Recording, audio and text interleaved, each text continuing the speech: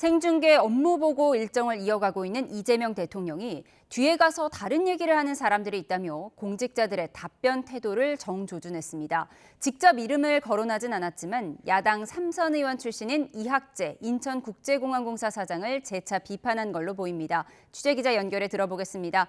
강진원 기자, 이 대통령이 사실상 이학재 사장을 겨냥한 발언을 또 했다고요? 네, 그렇습니다. 이재명 대통령은 오늘 세종 컨벤션 센터에서 산업통상부 등의 업무를 보고받았는데요. 이 자리에서 일부 공직자들의 답변 태도를 지적했습니다. 1분 전에 얘기한 것과 1분 후에 얘기한 게 다르고 업무 보고 자리에서 이야기하고는 뒤에 가서 또 다른 얘기를 하는 사람이 있다고 비판했습니다. 그 사람이 누구인지 직접 언급하진 않았지만 최근 업무 보고에서 이 대통령의 질타를 받은 뒤 별도 기자회견을 열어서 반발한 이학재 인천국제공항공사 사장을 겨냥한 것으로 보입니다. 실제로 이 대통령은 지난 12일 인천공항공사 업무 보고에서 제기된 색깔 P 달러, 즉 외화 불법 반출 검색 문제를 다시 꺼내들었습니다.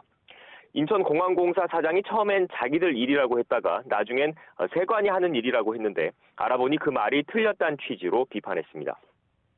지난해 관세청이 인천공항 측과 위탁 계약을 맺고 1만 달러 이상 외화 반출 문제는 공항공사가 대신 검색을 맡기로 했다는 겁니다. 이 대통령은 이런 사실을 관련 기사에 달린 댓글에서 봤다며 결국 대중들은 다 알고 있는 거라고 꼬집었습니다. 대통령이 오히려 범죄 수법을 가르쳐준 것 아니냐는 일각의 지적도 반박했습니다. 과거에 1만 달러 이상 반출하다가 걸렸단 정부 보도 자료도 있다며 그럼 사랑과 전쟁은 바람 피우는 법을 가르치는 거냐고 반문했습니다. 사랑과 전쟁은 불륜 등 이혼을 소재로 다룬 드라마입니다. 이 대통령은 또 업무 보고는 정치적 논쟁의 자리가 아닌 행정의 영역이라며 왜 그걸 악용하느냐고 비판했습니다. 이어서 온갖 명예와 혜택을 누리면서 책임은 다하지 않는 것은 도둑놈 심보라며 공직자의 책임의식을 강조하기도 했습니다. 네, 이 밖에 업무 보고에서 나온 이 대통령의 주요 발언도 정리해 주시죠.